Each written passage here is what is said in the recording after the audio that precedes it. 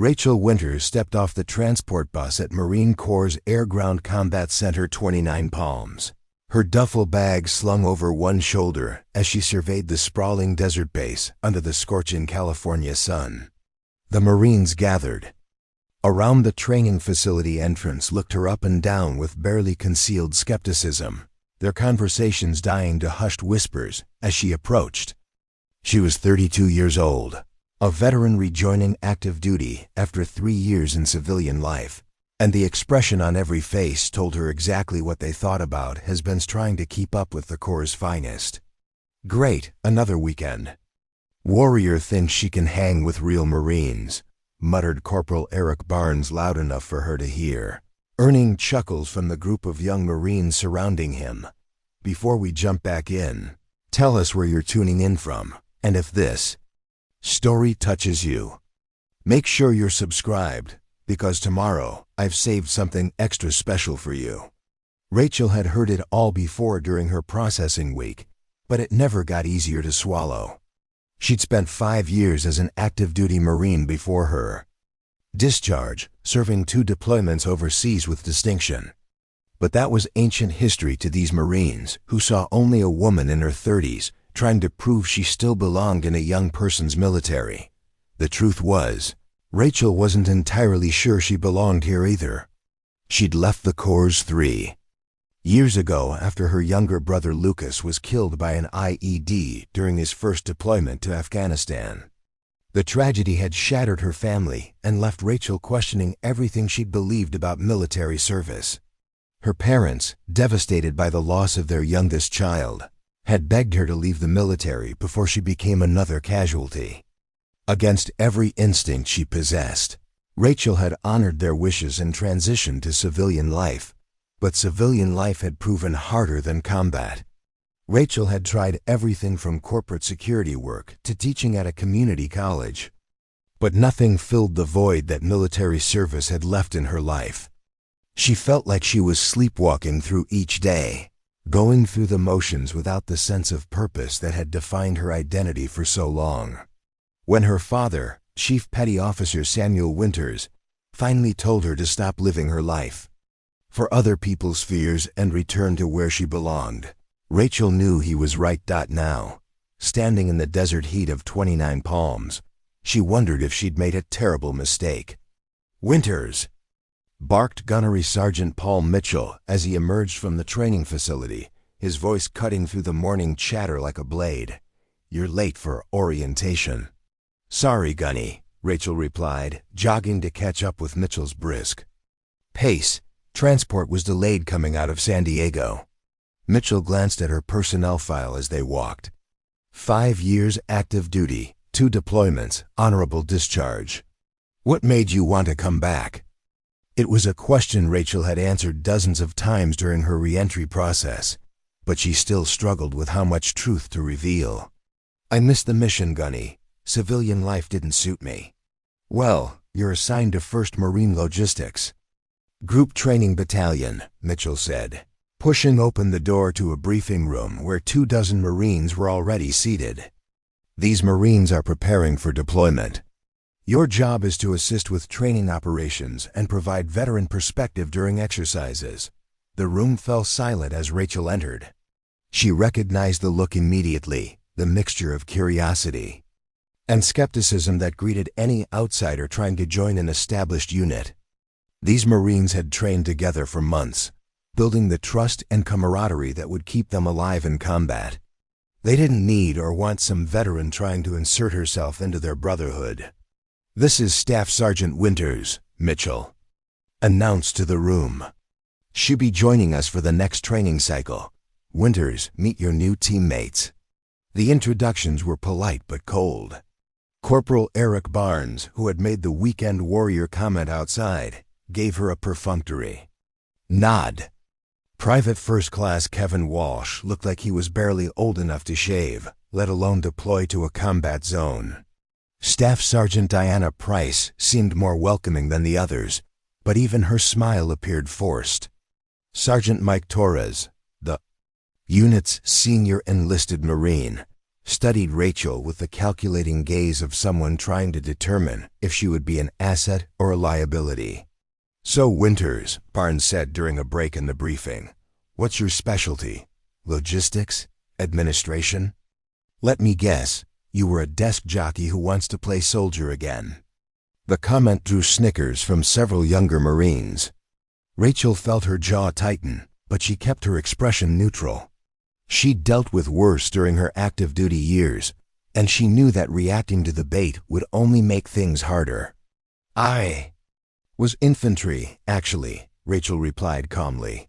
311 riflemen, then moved to designated marksman role during my second deployment. Barnes raised an eyebrow, clearly surprised. "Infantry, huh? When was that? Back in the Stone Age?" More laughter rippled through the group. Rachel understood the dynamic at play. Barnes was establishing dominance by putting the newcomer in her place, and the younger Marines were following his lead. It was typical unit behavior, but that didn't make it any less frustrating. 8 years ago, Rachel said. "But I imagine the fundamentals haven't changed much." 8 years? Barnes scoffed. "Sister, the Corps has evolved more in the past 5 years than in the previous 20. New weapon systems, new tactics, new everything. You might as well be coming from a different military." Staff Sergeant Price intervened before the conversation could escalate further. "Barnes, that's enough. Winters has more combat experience than half this unit combined." "Combat experience from a decade ago," Barnes muttered. But he backed down under Price's glare as the day progressed. Rachel found herself constantly having to prove her knowledge and capabilities. During weapons familiarization, Barnes made snide comments about her handling of the M4 carbine. During tactical discussions, he questioned every suggestion she offered. When the unit broke for chow, she found herself eating alone while the others clustered together at nearby tables. The isolation was deliberate and effective. Rachel had forgotten how brutal military social dynamics could be for outsiders. She was neither a boot camp recruit who could be molded nor an established member of the team who could be trusted. She occupied an uncomfortable middle ground that made everyone else nervous. That evening, as she unpacked her gear in the temporary quarters she'd been assigned, Rachel questioned her decision to return to military life. The Marine Corps, she remembered, had been challenging but rewarding, a place where competence and dedication were respected regardless of other factors. This felt different, harsher, and more unwelcoming than she remembered. Her phone buzzed with a text message from her father. "How's the first day going, kiddo?" Rachel stared at the message for several minutes before responding. "About what?" "You'd expect. They think I'm too old and too rusty to keep up." His reply came immediately. "Show them they're wrong. Not with words, with actions. You're a Winters. We don't quit when things get tough." Rachel smiled despite her frustration. Her father had been saying the same thing since she was 8 years old and struggling with her first shooting lessons. Samuel Winters had been a Navy SEAL sniper before transitioning to training roles, and he'd passed on his marksmanship skills to both his children during weekend trips to the shooting range. Lucas had been the natural athlete, but Rachel had possessed the patience and precision that made for exceptional shooting. Those skills had served her well during her active duty years, earning her recognition as one of the finest marksmen in her unit.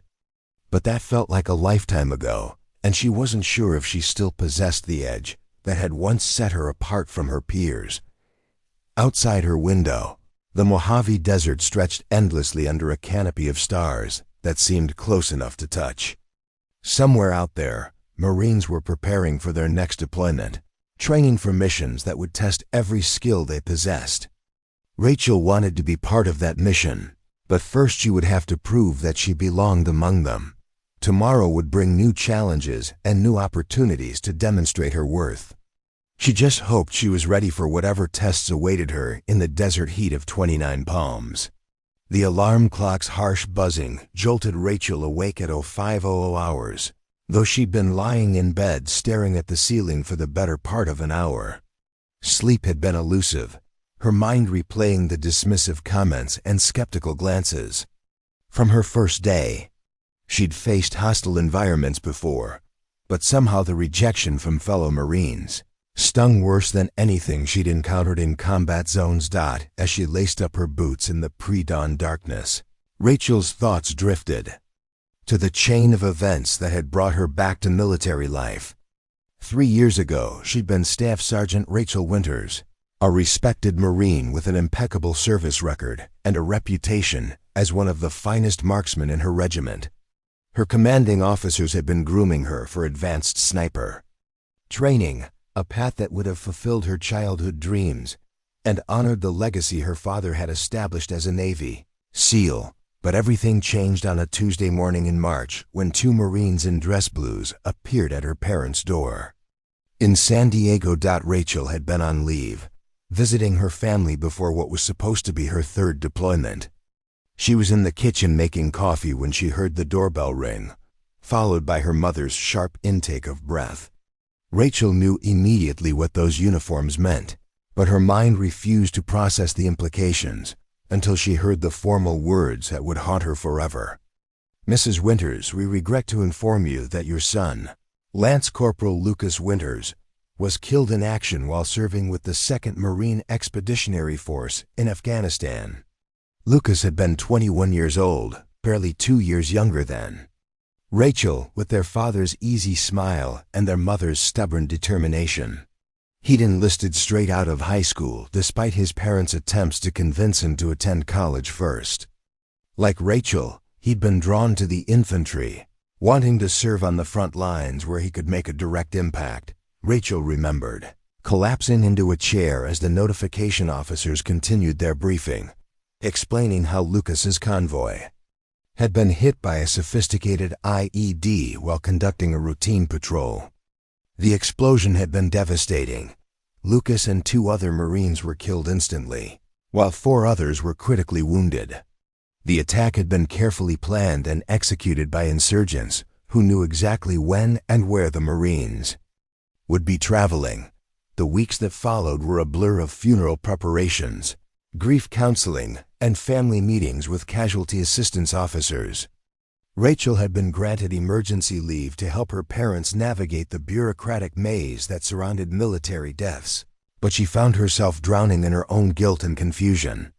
She should have been there, should have been protecting her little brother instead of sitting safely on a base in California. The funeral had been held at Arlington National Cemetery, with full military honors and a folded flag presented to their devastated mother. Rachel had stood at attention in her dress blues, watching Marines who had never known Lucas perform the ceremony with precision and dignity. The 21-gun salute echoed across the cemetery like thunder, each shot a reminder of the brother she would never see again. In the months following Lucas's death, Rachel watched her parents age decades in what felt like weeks. Her mother, Maria, could barely function for the first month, spending entire days in Lucas's old bedroom, surrounded by his high school trophies and military awards. Her father, the tough-as-nails Navy SEAL who had never shown weakness in front of his children, broke down sobbing during a family dinner when someone mentioned Lucas's name. "I can't lose another child," Maria had whispered to Rachel one evening as they sat together in the darkened living room. "I can't go through this again. Please, Rachel. Please don't make me bury both of my children." The plea had torn Rachel's heart in half. She understood her mother's fear. Every military family lived with the constant anxiety that their loved one might not come home. But Rachel also knew that military service was more than just a job for her. It was her identity, her calling, the thing that gave her life meaning and purpose. For weeks, she'd struggled with the decision. Her commanding officers were understanding but clear. She needed to make a choice about her future soon. The Corps couldn't hold her slot indefinitely while she dealt with family issues. Rachel had always planned to make the military her career, potentially serving 20 years or more like her father had done in the Navy. But looking at her parents' broken faces, Seeing the way her mother flinched every time a news report mentioned casualties in Afghanistan, Rachel realized she couldn't put them through the agony of wondering if she would be next. Against every instinct she possessed, she submitted her discharge paperwork and began planning for civilian life. The transition had been brutal. Rachel had underestimated how much of her identity was wrapped up in being a Marine.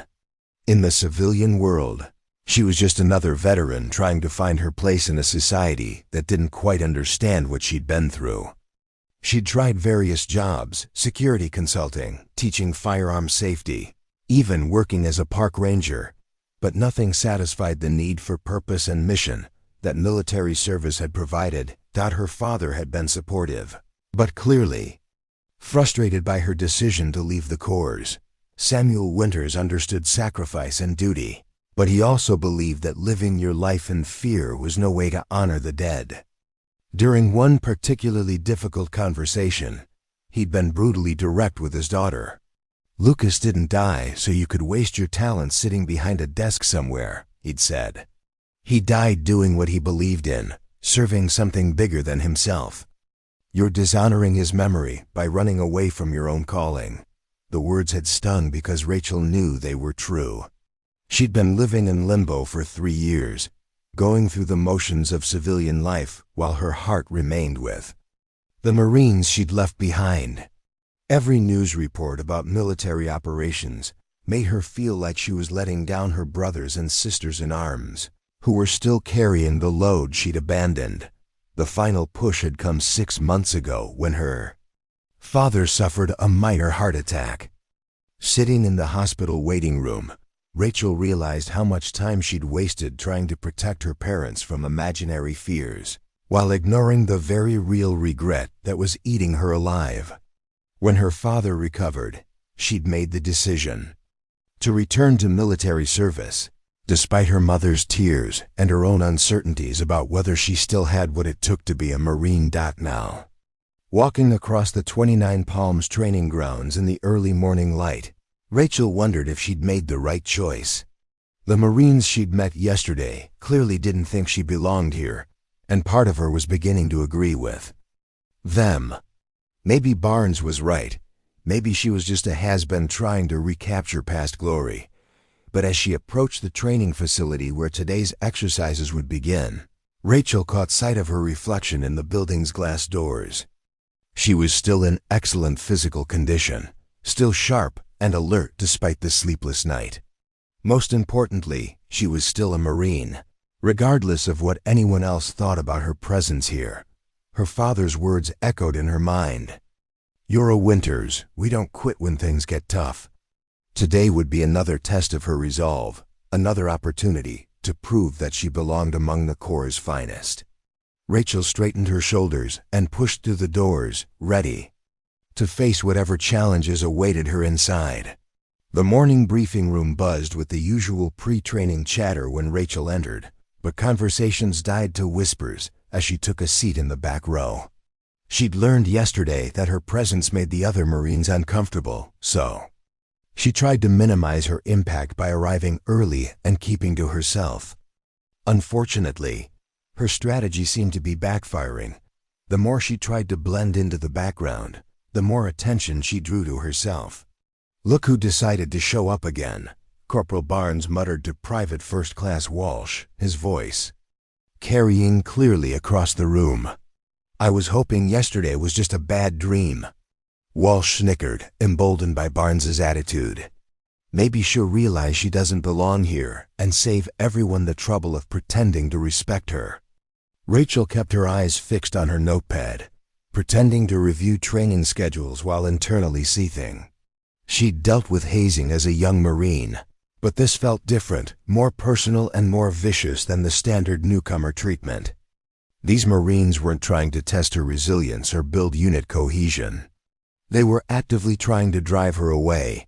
Gunnery Sergeant Mitchell entered the room with his usual military bearing, followed by Captain Andrew Stone, the battalion commander. Stone was a lean, weathered Marine in his early 40s who'd earned his reputation through multiple combat deployments and exceptional leadership under fire.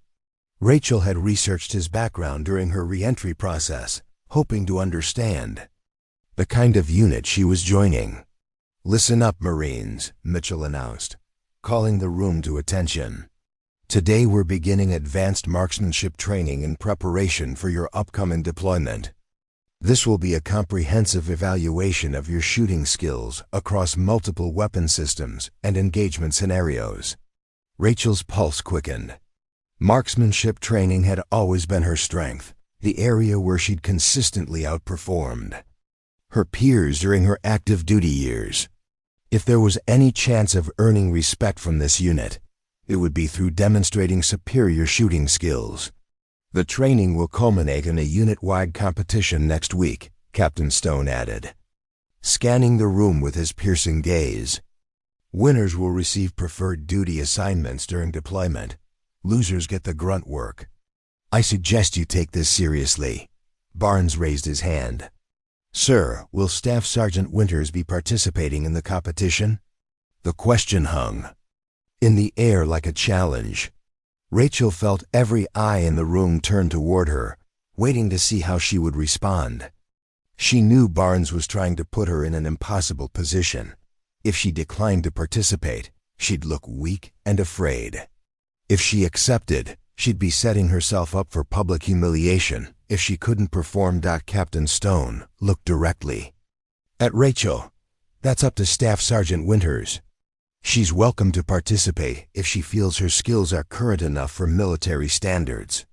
The emphasis on current enough wasn't lost on anyone in the room. Rachel stood slowly, feeling the weight of expectation pressing down on her shoulders. "I'd be honored to participate, sir." Barnes smirked openly. "This should be interesting. When was the last time you fired a weapon in anger, Winters? 2015? 2016? 2017, Rachel replied evenly. "My last deployment ended 8 years ago." 8 years, Barnes repeated, shaking his head in mock amazement.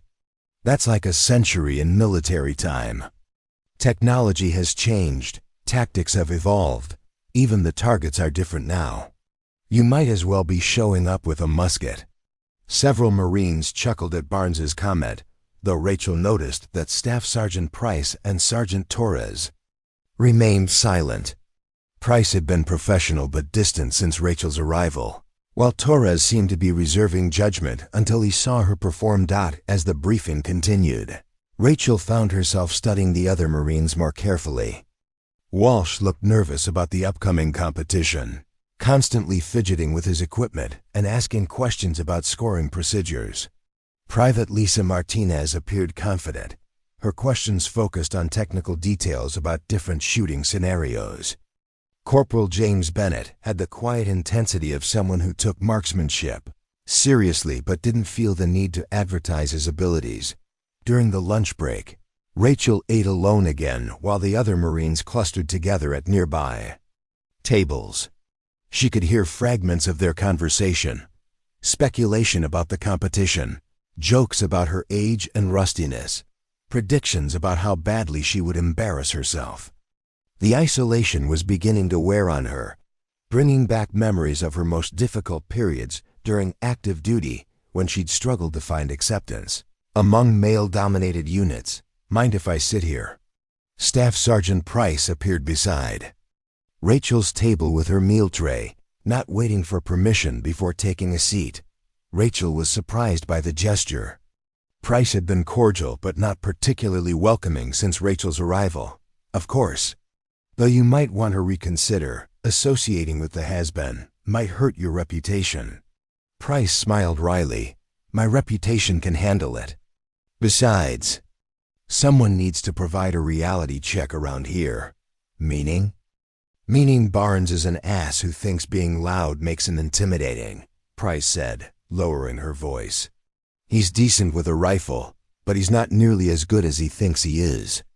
Half these Marines have never been in actual combat, and the other half are too young to remember what real pressure feels like." Rachel studied Price's expression, trying to determine if this was genuine support or another form of psychological warfare. "And you think I can compete with them?"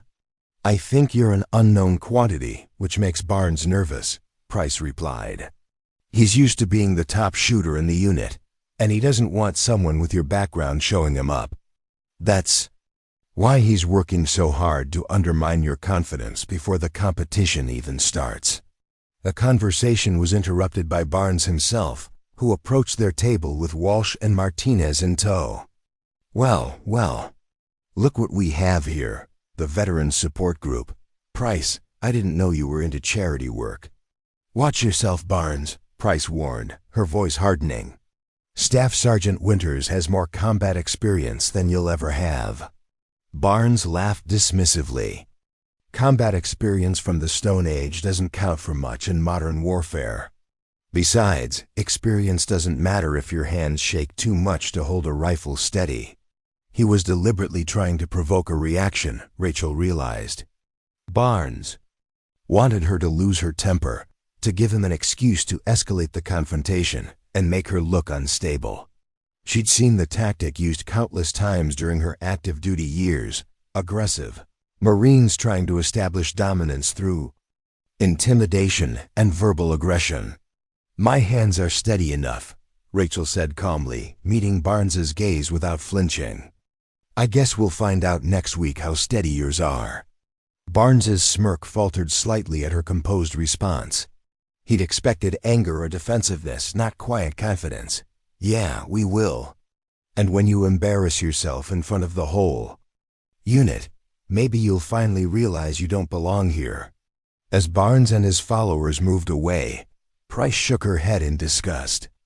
"That man is going to be a problem for you. He's made it personal now." "It was already personal," Rachel replied. "From the moment I walked into that briefing room yesterday, Barnes decided I was a threat to his position as top dog. The competition just gives him a chance to prove his superiority publicly." Price leaned forward, her expression serious. "Can you actually shoot, Winters? Because if you can't back up your confidence, this is going to get ugly fast. These Marines will never let you live it down." Rachel thought about her father's training, the countless hours spent on shooting ranges perfecting her technique, the natural talent that had made her one of the finest marksmen in her previous unit.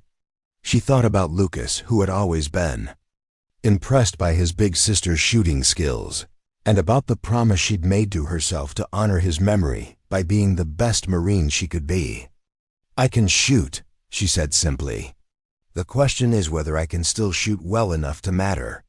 That afternoon, during weapons familiarization, Rachel handled the M4 carbine with practiced ease despite Barnes's running commentary about her technique. The weapon felt familiar in her hands, awakening muscle memory that had lain dormant for 3 years.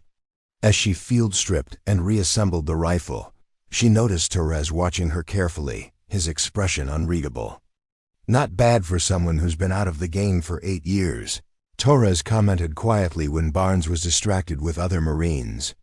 "Like riding a bicycle," Rachel replied, though privately she wondered if her shooting skills had deteriorated as much as her confidence had.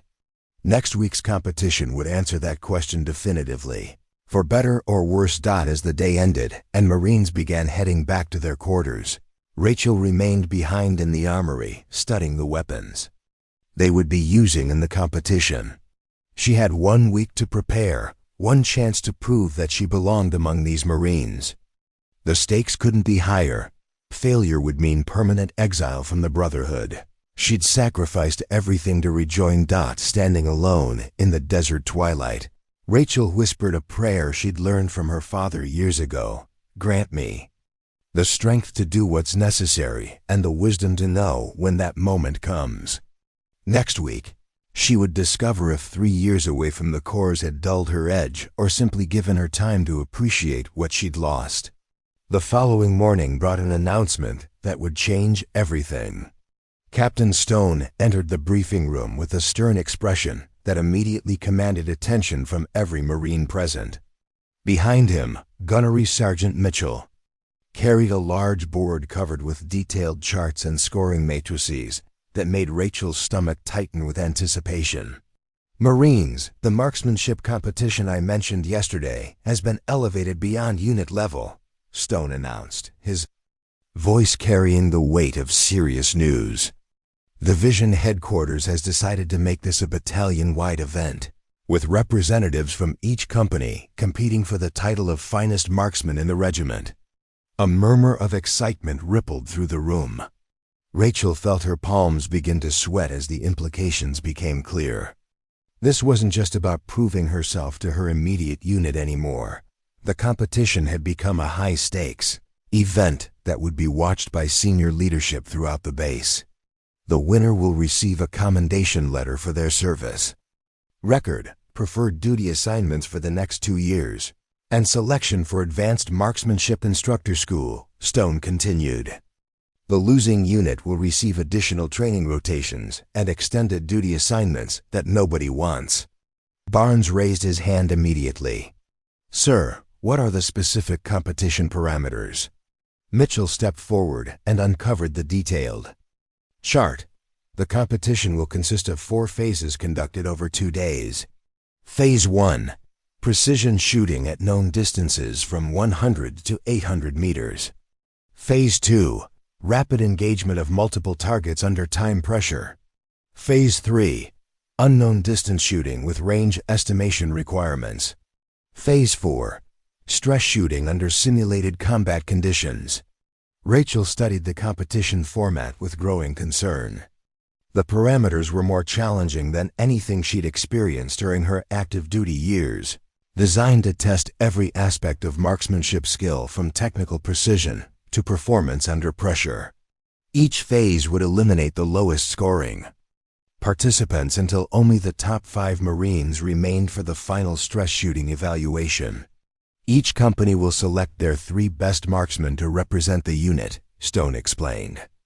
Selection will be based on previous qualification scores, instructor recommendations, and a preliminary shooting evaluation scheduled for this Friday. Private Walsh looked confused. Sir, how will we choose just 3 Marines from our company? We have 12 qualified marksmen.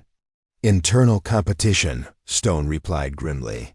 Friday morning, all volunteers will participate in a qualifying round. The top 3 scores earn the right to represent our company in the battalion event. Everyone else gets to watch from the sidelines. The room fell silent as Marines processed the implications. What had started as a routine training exercise had evolved into a high-pressure competition that could significantly impact career trajectories and unit reputation. Rachel realized that Barnes's hostility toward her had just escalated from personal antagonism to professional necessity. He couldn't afford to let a returning veteran overshadow him in front of battalion leadership. After the briefing, Marines clustered together in small groups, discussing strategy and assessing their chances of making the 3-person team. Rachel found herself isolated again, but this time the isolation felt more charged with tension. She was no longer just an unwelcome newcomer. She was a potential threat to the career aspirations of every other marksman in the unit. Winters, Torres approached her as the room began to empty. Can I speak with you privately? They walked outside into the desert heat, finding shade beside a maintenance building where they could talk without being overheard. Torres studied Rachel with the calculating gaze of a senior NC trying to solve a complex problem. Level with me, Torres said bluntly. Can you actually compete at this level, or are you going to embarrass the entire unit in front of battalion leadership? Rachel appreciated his directness. Torres wasn't trying to intimidate or discourage her. He was conducting a professional assessment of her capabilities because the unit's reputation was at stake. I was good 8 years ago, Rachel replied honestly. Qualified expert on every weapon system, scored in the top percentile during advanced marksmanship training, earned designated marksman status during my 2nd deployment. But that was a long time ago, and I haven't maintained those skills during civilian life. Torres nodded slowly. Barnes has been the unit's top shooter for the past 18 months. He's qualified instructor level and has won several inter-unit competitions. Walsh is solid but inexperienced under pressure. Martinez has excellent technical skills, but struggles with rapid engagement scenarios. Bennett is consistent, but not exceptional. And Price? Price is very good, but she's being transferred to another unit next month, so she's not eligible for the competition, Torres explained. That leaves us with you as the wild card. You could be our secret weapon, or you could be the person who costs us a spot in the final rankings. Rachel understood the position she was in. The other Marines weren't just questioning her individual abilities. They were worried that her inclusion in the competition could hurt the entire unit's performance. If she failed spectacularly, it would reflect poorly on everyone associated with the company. "What do you need from me?" Rachel asked. "Proof," Torres replied immediately. "Not words, not stories about past glory, not reassurances about muscle memory. I need to see you shoot, and I need to see it before Friday's qualifying round. If you can't perform at the level this competition requires, I'd rather know now than find out in front of the entire battalion." Rachel felt her heart racing as Torres outlined the stakes. This wasn't just about personal redemption anymore. It was about professional responsibility to the Marines who would have to live with the consequences of her performance. If she couldn't deliver, she'd be letting down people who were depending on her competence. "There's an unused range about 5 miles from here," Torres continued. "I can arrange for ammunition and targets this evening after official training ends. Unofficial practice session. Just you and me. No pressure, no audience, just an honest assessment of where you stand." The offer was both generous and terrifying. Torres was giving her a chance to evaluate her skills privately, away from Barnes's mockery and the judgment of the other Marines. But it also meant facing the possibility that 3 years away from shooting had damaged her abilities beyond repair. "Why are you willing to do this?" Rachel asked. "You barely know me, and helping me could hurt your own chances of making the team." Torres was quiet for a long moment, studying the desert horizon. "My older brother was a Marine," he finally said. "Served 3 tours in Iraq before an IED took his legs. He tried to come back after his recovery, wanted to serve in some capacity, but the Corps couldn't find a place for him. He died 2 years later, suicide. Sometimes I wonder if having a chance to prove he still belonged might have made a difference." The revelation hit Rachel like a physical blow. Torres wasn't just offering professional assistance. He was trying to give her the opportunity his brother had never received. The weight of that gesture was almost overwhelming. "I'm sorry about your brother," Rachel said quietly. "Don't be sorry," Torres replied. "Be ready. Because if you can't shoot anymore, I need to know before you embarrass yourself and hurt this unit. But if you can still perform at the level you claim, then maybe you can help us win this thing and prove that experience still matters in the modern Corps." That evening, as the sun began to set over the Mojave Desert, Rachel found herself following Torres's vehicle along a dusty road toward an abandoned shooting range. Her hands trembled slightly as she gripped the steering wheel, not from nerves, but from anticipation. For the first time in 3 years, she was about to discover if the skills that had once defined her identity were still accessible. The range was a collection of weathered concrete barriers and faded target stands stretching across a natural valley between 2 rocky ridges. Torres had brought a variety of weapons and ammunition, along with spotting equipment that would allow him to assess her performance accurately. "Start with the M4 at 100 meters, Torres instructed, setting up targets at various distances. 5 rounds, prone position, no time limit.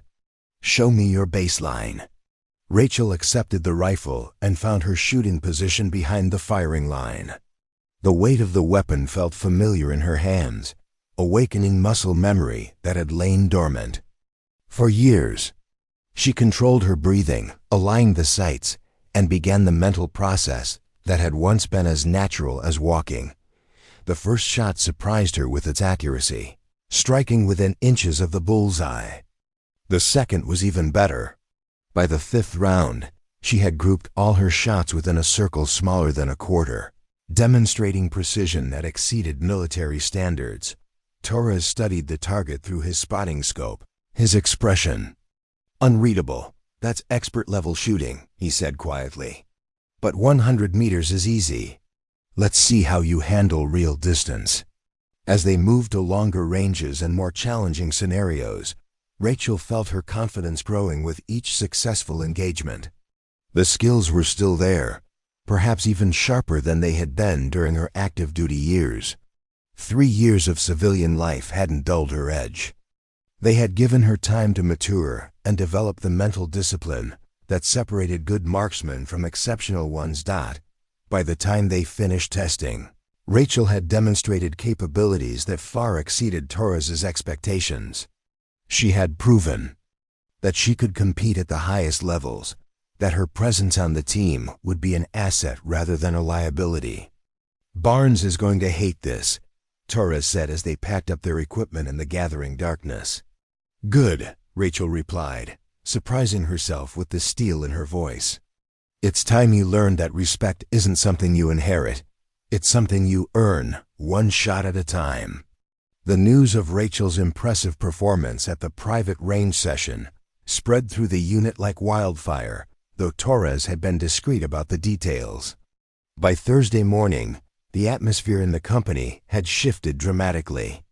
Barnes's cocky confidence had been replaced by barely concealed anxiety, while other Marines began looking at Rachel with newfound curiosity rather than dismissive skepticism. "I heard Winters can actually shoot," Walsh whispered to Martinez during morning chow, unaware that Rachel was sitting close enough to overhear.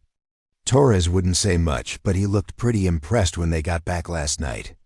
Martinez glanced nervously in Rachel's direction. "Maybe we underestimated her. I mean, she was infantry for 5 years. You don't survive 2 deployments without being good at something." The shift in perception was subtle but unmistakable. Marines who had ignored Rachel for the past week were now nodding politely when they passed her in the corridors. The lunch table isolation ended when several Marines asked if they could sit with her, suddenly interested in hearing about her deployment experiences and training background.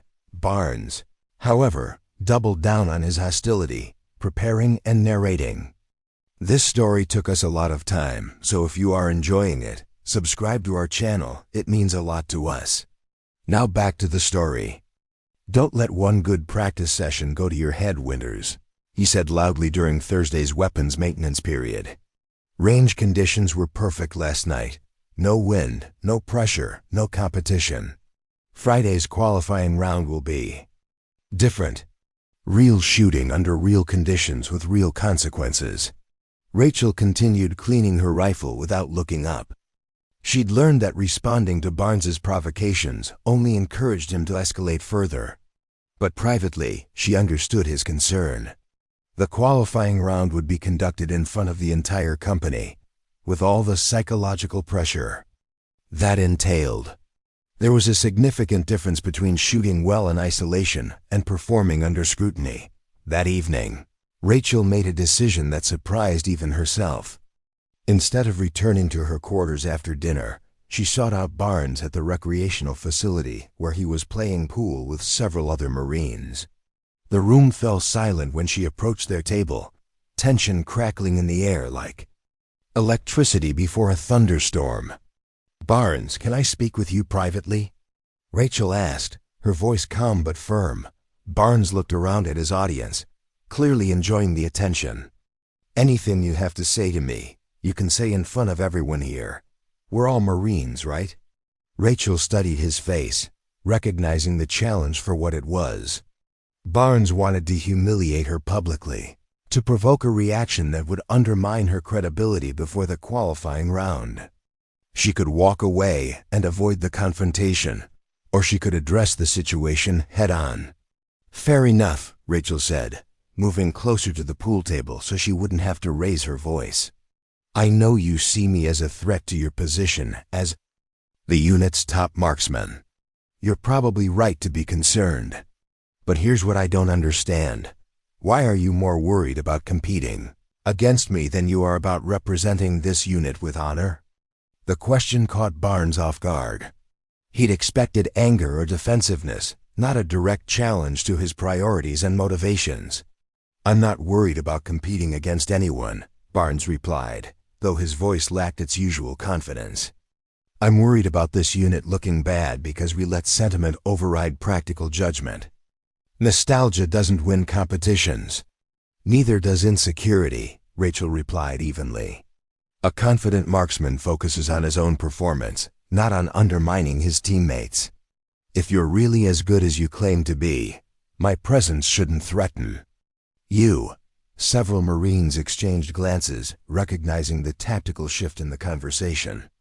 Rachel had turned Barnes's aggression back on him, questioning his confidence rather than defending her own capabilities. Barnes's face flushed red with anger. You want to settle this right now? Forget about Friday's qualifying round. Let's go to the range tonight and see who's really the better shooter. The challenge hung in the air like a gauntlet thrown down between medieval knights. Rachel knew that accepting would be risky. If she lost, it would undermine her position before the official competition even began. But backing down would be interpreted as weakness, confirming Barnes's assessment that she was all talk and no substance. What are the stakes? Rachel asked calmly. Barnes grinned, sensing what he thought was an advantage.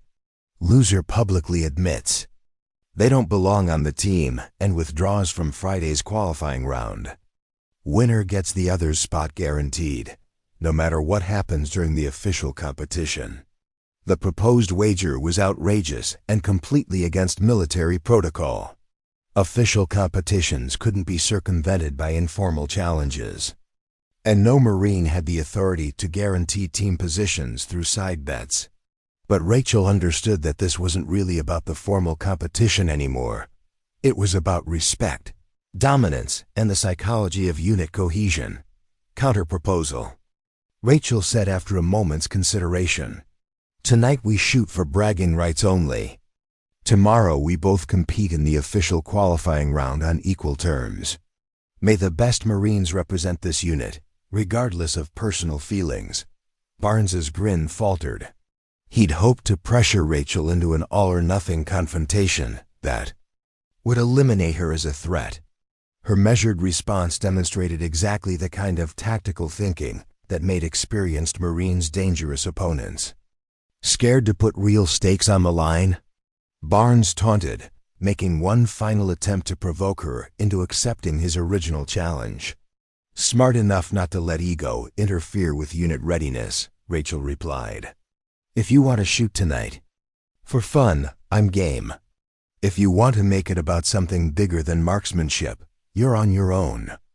Torres appeared in the doorway of the recreational facility, having heard about the confrontation through the base's informal communication network. What's going on here, Marines? Barnes straightened to attention. Just discussing training strategies. Sergeant. Torres looked skeptical, but chose not to pursue the obvious tension between Barnes and Rachel. Well, make sure your discussion doesn't interfere with tomorrow's performance. The whole company is counting on our top shooters to represent us well. As Torres left and the other Marines gradually dispersed, Barnes found himself alone with Rachel beside the pool table. The bravado and audience were gone, leaving just two Marines who would be competing against each other in less than 24 hours. You think you've got me figured out, Barnes said quietly, his voice lacking the aggressive edge it had carried all week. I think you're a good Marine who's afraid of being overshadowed, Rachel replied honestly. I understand that fear because I felt it myself. But tomorrow isn't about you versus me. It's about this unit proving we deserve respect from the rest of the battalion. Barnes was quiet for a long moment, considering her words. Why did you really come back, Winters? You had a clean exit, a chance at a normal civilian life. Why risk everything to rejoin a corps that might not want you anymore? The question was, More personal than anything Barnes had asked before, and Rachel sensed genuine curiosity behind it rather than tactical probing. "Because this is who I am," she said simply. "For 3 years, I tried to be someone else, tried to find purpose and meaning in civilian life, but I'm a Marine, Barnes. It's not just what I do, it's who I am at my core. I came back because living as half of yourself isn't really living at all."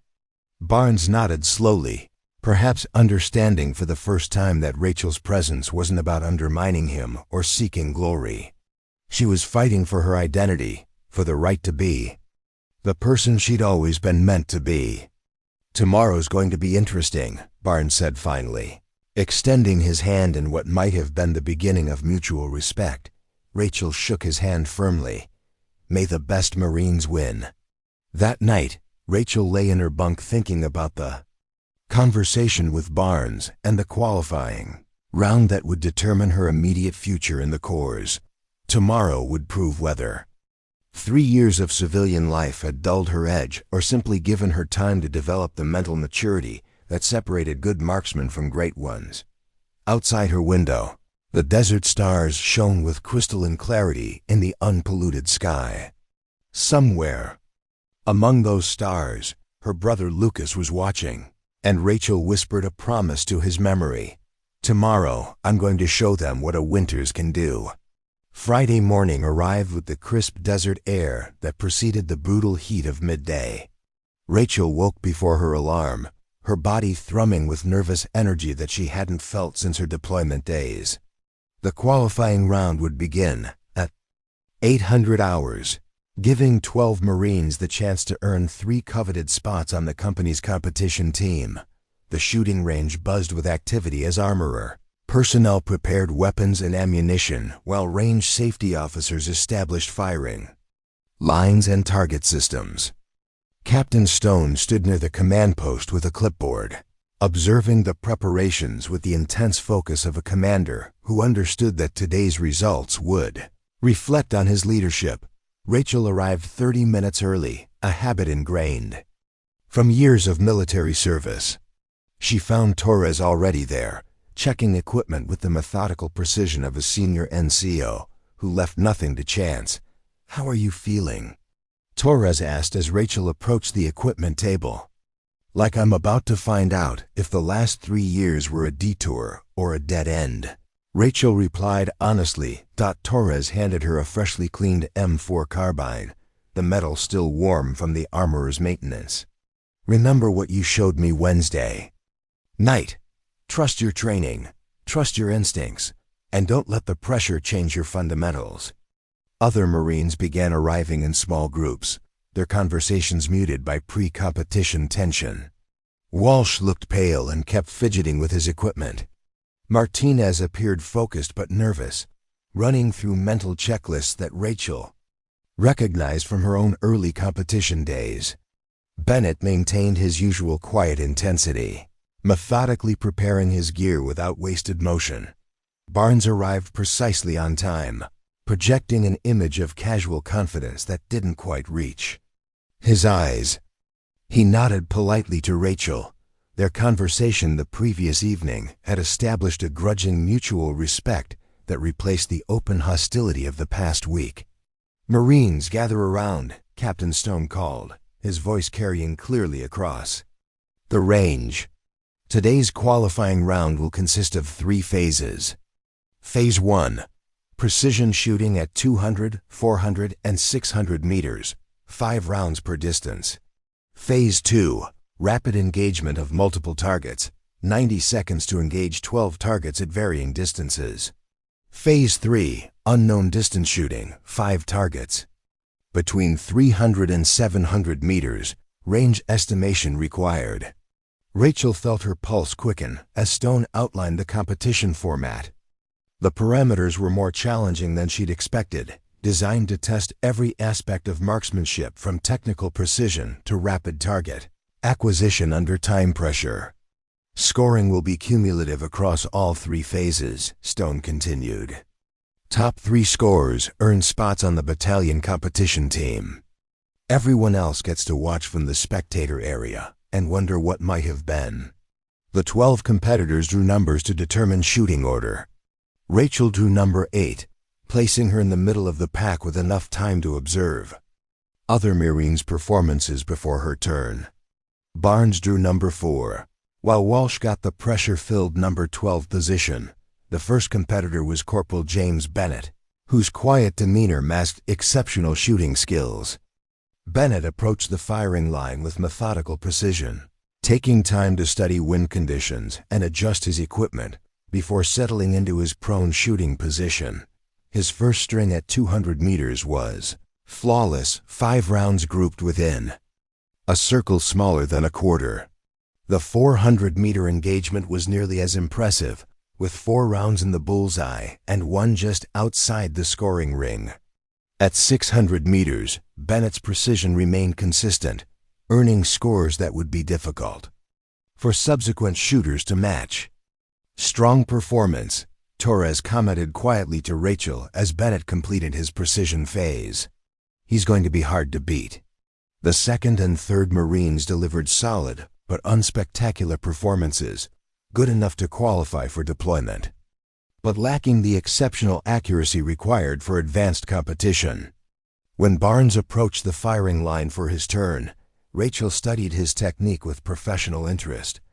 Barnes was technically proficient, but aggressive in his shooting style, firing more quickly than necessary and making minor adjustments that suggested underlying tension. His 200-meter string was excellent, matching Bennett's precision.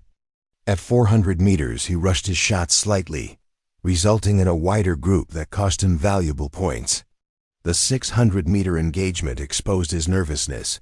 2 rounds missed the scoring area entirely, a mistake that would be difficult to overcome in subsequent phases. "He's pressing," Torres observed, trying to shoot his way out of a bad start instead of settling down and focusing on fundamentals. By the time Rachel's number was called, she had observed enough performances to understand the scoring standards she needed to meet. Bennett had established the pace with near-perfect shooting, while Barnes had damaged his chances with inconsistent precision. The path to a team spot was clear. She needed to match Bennett's technical excellence, while avoiding Barnes's mental mistakes. Rachel approached the firing line carrying only her rifle and ammunition, having stripped away every piece of non-essential equipment that might create distraction. She knelt behind the 200-meter firing position and began the mental preparation routine her father had taught her years ago. "Shooter ready?"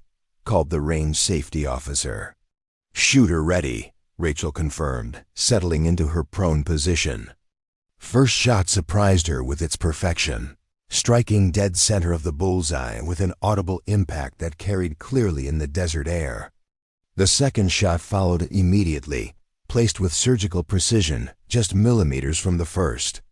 By the 5th round, Rachel had created a group so tight that the holes overlapped, demonstrating accuracy that exceeded military standards. Murmur of appreciation rippled through the spectators. Even Marines who had dismissed Rachel as a has-been couldn't ignore the evidence of exceptional marksmanship displayed on the target face. The 400-meter engagement proved even more impressive. Rachel adjusted for the increased distance and slight crosswind without apparent effort, placing all 5 rounds within the central scoring ring. Her shooting rhythm was unhurried but efficient, each shot delivered with the mechanical precision of a fine-tuned instrument. At 600 meters, where several previous competitors had struggled with wind estimation and range calculations, Rachel demonstrated why designated marksman training had been considered the pinnacle of her military career. She spent extra time reading environmental conditions, calculating holdovers and windage adjustments with the methodical approach of someone who understood that patience and precision were more valuable than speed. Her first shot at 600 meters struck the bullseye with authority. The second followed within seconds, placed with identical precision. By the time she fired her 5th round, Rachel had achieved something that none of the previous competitors had managed: perfect scores at all 3 distances. The range fell silent as spotters confirmed what everyone had witnessed. Rachel Winters, a returning veteran who had been dismissed as too old and too rusty to compete with active Marines, had just delivered the most dominant shooting performance in recent company history. "Outstanding marksmanship," Captain Stone announced, his voice carrying a note of genuine admiration. "That concludes Phase 1. Marines, prepare for rapid engagement training." As Rachel cleared her weapon and stepped back from the firing line, she caught sight of Barnes watching her with an expression she couldn't quite read. It wasn't the hostility or resentment she'd expected, but something closer to respect, mixed with concern about his own prospects for making the team. Torres approached with a slight smile. "That's how you make a statement. But remember, this is just the beginning. Phase 2 will test different skills entirely." Rachel nodded, understanding that her precision shooting had earned respect, but not guaranteed her a team spot. The rapid engagement phase would require different skills: speed, target transition, and performance under time pressure. Some of the younger Marines might prove more adept at the fast-paced shooting that characterized modern combat scenarios, but for the first time since returning to military service, Rachel felt completely confident in her abilities. The muscle memory was intact, the mental discipline had actually improved during her civilian years, and the competitive fire that had once driven her to excel was burning as brightly as ever. Phase 2 would begin in 30 minutes. Rachel used the break to hydrate, check her equipment, and prepare mentally for the next challenge. Around her, other Marines analyzed her performance and recalculated their own chances of making the team. The competition was far from over, but Rachel had served notice that the returning veteran was a force to be reckoned with. Now she needed to prove that precision shooting was just the beginning of what she could accomplish. The rapid engagement phase transformed the shooting range into a complex battlefield scenario. Range personnel had erected a series of pop-up targets at varying distances, some partially concealed behind barriers, others appearing for only brief intervals before disappearing again. The course was designed to simulate the chaos and unpredictability of actual combat, where Marines might need to engage multiple threats within seconds while under extreme pressure. Captain Stone gathered the competitors around a sand table, model of the engagement area. Phase 2 parameters: 90 seconds to engage 12 targets using standard combat load of 30 rounds. Targets will appear in random sequence at distances from 50 to 400 meters. Some targets require multiple hits for neutralization. Miss your window of opportunity, and that target doesn't reappear. Rachel studied the course layout, mentally calculating firing positions and target transition routes. This phase would test skills that went beyond pure marksmanship, situational awareness, rapid decision-making, and the ability to maintain accuracy while moving under time pressure. It was exactly the kind of dynamic shooting that younger Marines trained for extensively. The first competitor, Private Martinez, approached the starting line with visible nervousness. The rapid engagement phase had historically been her weakest area during training exercises, and the pressure of competition was clearly affecting her confidence. "Shooter ready?" called the range controller. "Ready," Martinez replied, though her voice carried uncertainty. The buzzer sounded, and targets began appearing throughout the engagement area. Martinez engaged the closest targets first, a logical but potentially costly strategy that left her scrambling to reach distant targets before they disappeared. She managed to hit 8 of 12 targets within the time limit, a respectable score, but not competitive for a team position. Bennett approached the course with his characteristic methodical calm. He had obviously studied the target sequence during Martinez's run, developing a strategy that prioritized high-value targets and efficient movement patterns. His performance was technically sound but uninspired, hitting 10 targets with mechanical precision, but lacking the aggressive engagement style that characterized exceptional combat shooting. When Barnes's turn arrived, he attacked the course with the same aggressive energy that had characterized his precision shooting. He moved quickly between firing positions, engaging targets with rapid but controlled fire. His approach was more dynamic than previous competitors, but his earlier nervousness manifested as rushing shots and poor target selection. He hit 9 targets but burned through ammunition wastefully, leaving himself short on rounds for the final sequence. As Rachel watched Barnes finish his run, she recognized the tactical errors that were costing competitors points. They were treating the rapid engagement phase like a race against time rather than a test of combat effectiveness. Speed was important, but efficiency and shot placement were more critical for success. "Winters, you're up," called the range controller. Rachel approached the starting line with her rifle loaded and safety engaged. She had mentally rehearsed her strategy multiple times, identifying the optimal firing positions and target engagement. Sequence. Unlike previous competitors, she planned to prioritize distant targets first, working her way closer to take advantage of easier shots as time pressure increased. "Shooter ready?" "Ready," Rachel confirmed, her voice steady and confident. The buzzer sounded, and Rachel exploded into motion with a fluidity that surprised everyone watching. Instead of engaging the obvious close targets, she sprinted to an elevated firing position that provided clear sight lines to the most distant target array. Her first shot dropped a 400-meter target that other competitors had missed entirely.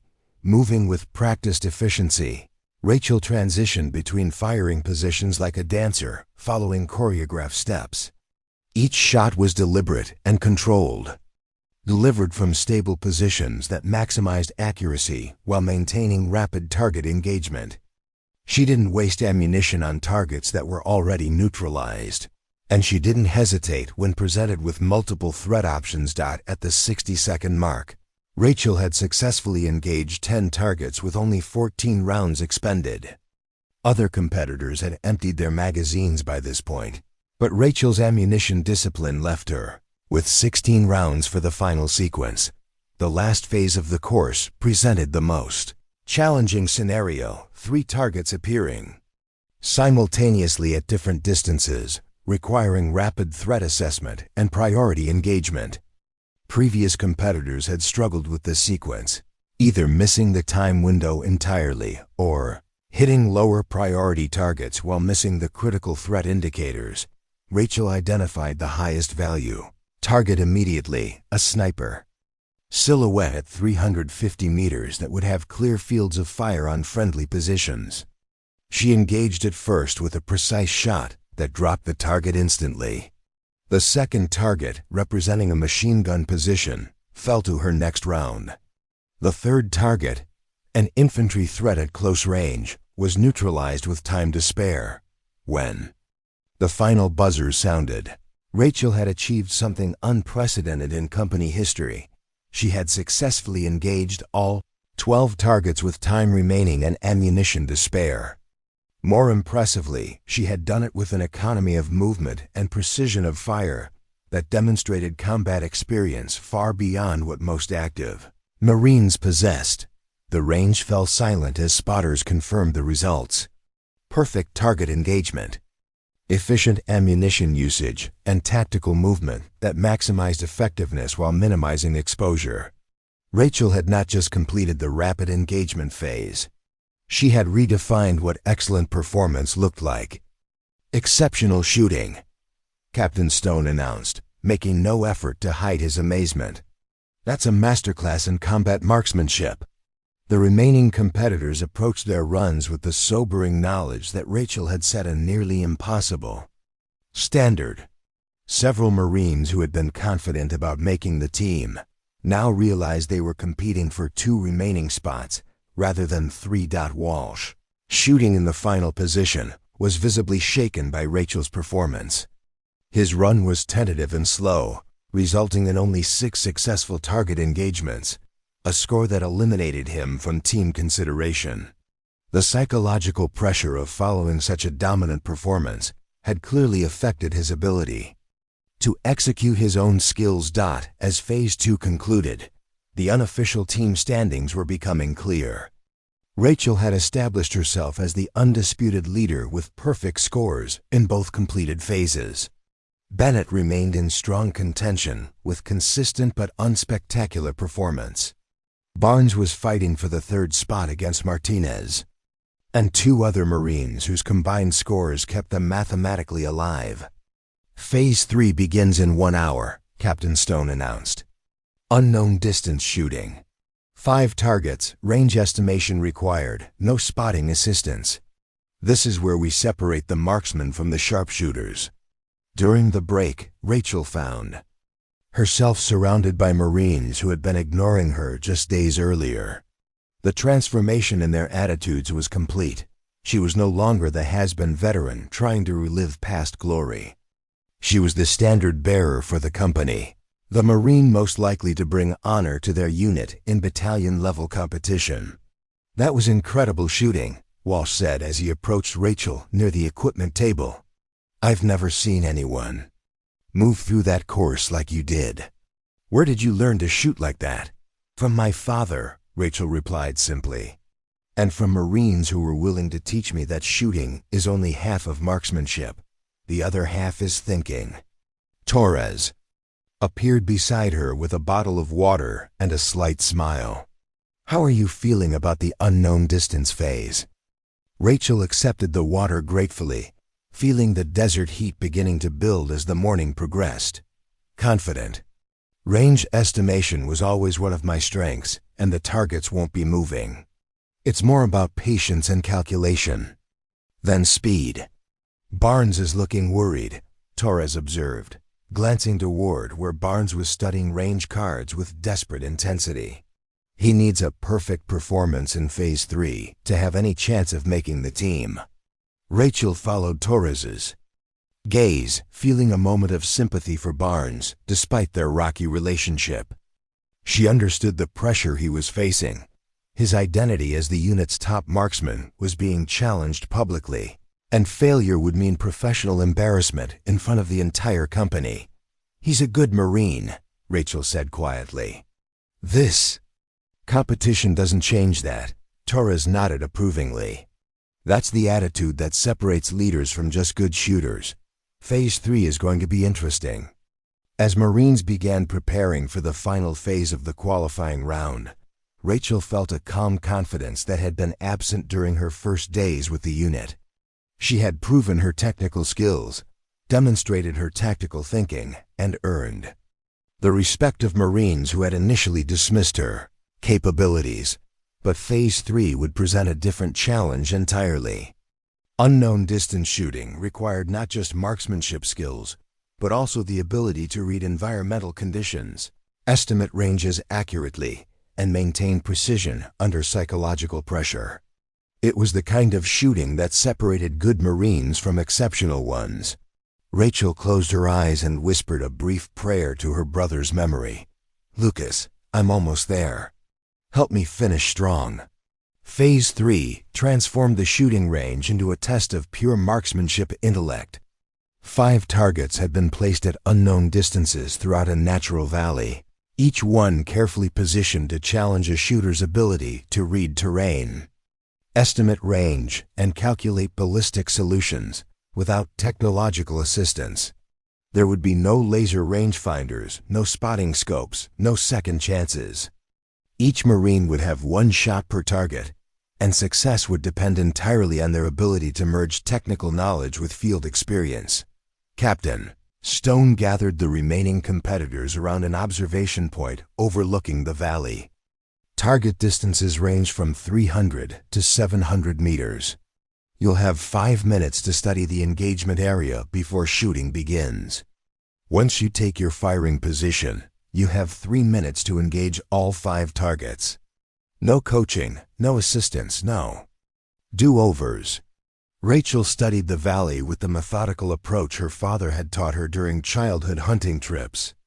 The first target was positioned on a gentle slope approximately 350 meters away, a relatively straightforward shot that would serve as a confidence builder. The second target sat at the base of a rocky outcropping that created optical illusions about distance and elevation. The third target was partially concealed by desert vegetation at what appeared to be extreme range. The fourth target occupied a depression that would require precise holdover calculations. The fifth target was positioned on the opposite ridge, at a distance that would test the absolute limits of the M4 carbine's effective range. "Tricky placement," Torres commented quietly as he joined Rachel's observation. "Whoever designed this course understands how to challenge experienced marksmen." The terrain was deceptive in the way that only desert environments could be. The clear air and harsh shadows created visual effects that could easily fool shooters into misjudging distances by 50 meters or more. Each target required not just accurate range estimation, but also consideration of elevation changes, wind patterns, and the ballistic limitations of standard military ammunition. Bennett approached his shooting turn with characteristic methodical preparation. He spent significant time studying each target through his rifle scope, making mental calculations that were visible in his facial expressions. His first shot at the closest target was successful, confirming his range estimation and building confidence. The second target proved more challenging. Bennett's shot struck low, suggesting he had underestimated the distance. His remaining 3 shots were technically sound, but only one additional hit, leaving him with a respectable but not dominant score of 2 successful engagements. Barnes approached the firing line with visible tension, understanding that he needed a perfect performance to secure his spot on the team. His strategy was more aggressive than Bennett's, spending less time on individual calculations in favor of rapid engagement. The approach backfired spectacularly. His first shot missed completely, apparently due to significant range miscalculation.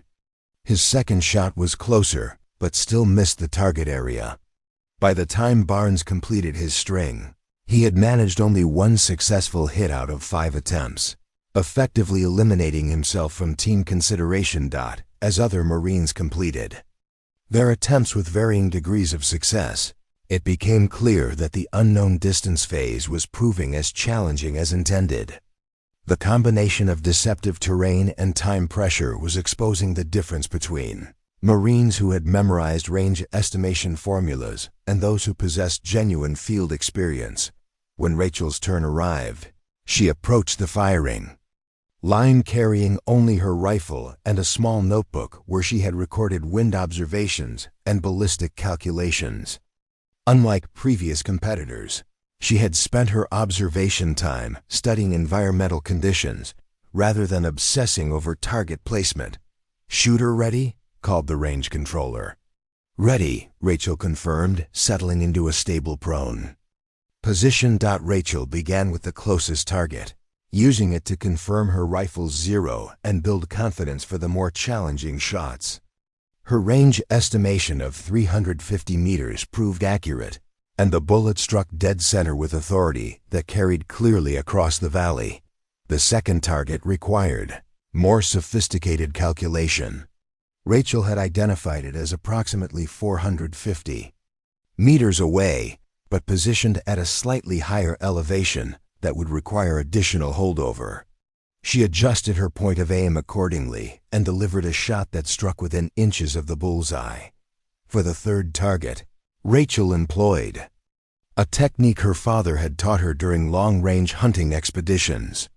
Instead of relying solely on visual estimation, she used the mil-dot reticle in her scope to calculate precise range based on the target's apparent size.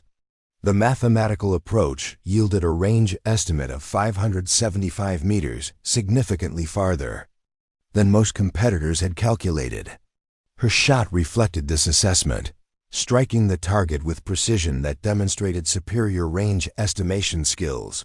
The fourth target occupied a depression that created complex ballistic challenges. The target appeared closer than it actually was due to the surrounding terrain features, and the elevation difference would affect bullet trajectory in ways that many Marines failed to consider. Rachel had estimated the range at 525 meters with a 20-meter elevation advantage that required reduced holdover. Her shot accounted for these factors perfectly, achieving another center hit. The fifth and final target represented the ultimate test of long-range marksmanship under field conditions. Positioned at approximately 650 meters on the opposite ridge, it required maximum elevation adjustment and careful consideration of wind effects across the intervening valley. Rachel had observed that wind patterns were inconsistent throughout the engagement area, with stronger crosswinds affecting bullet flight at extended range. She took additional time for this final shot, understanding that success would depend on synthesizing every aspect of her training and experience. The range was at the edge of the M4's effective capability, requiring precise calculation of bullet drop and wind deflection.